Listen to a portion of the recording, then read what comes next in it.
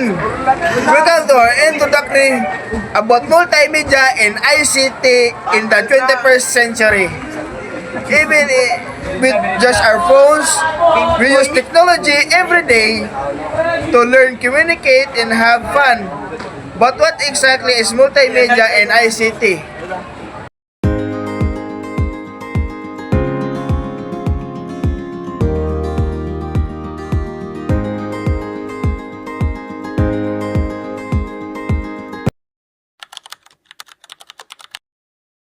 Multimedia means using a mix of text, image, sound, and video to share information creatively.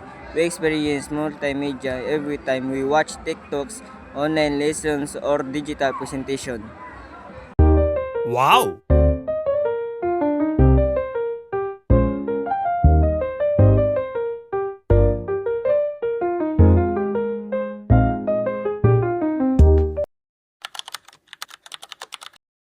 Stands for Information and Communication Technology.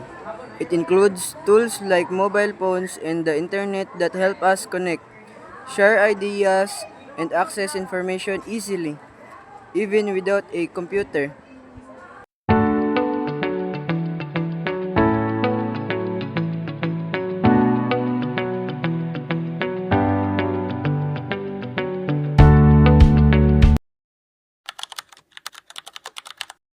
Media and ICT work together. ICT give us the technology, while multimedia give us the creativity to express ideas. Together, they make learning and the communication more fun and effective.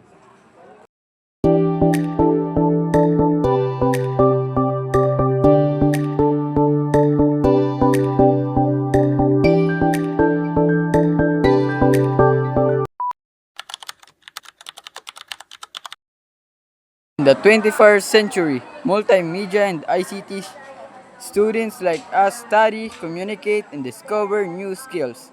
Even with just our phones, we can learn online, share information, and stay connected wherever we are.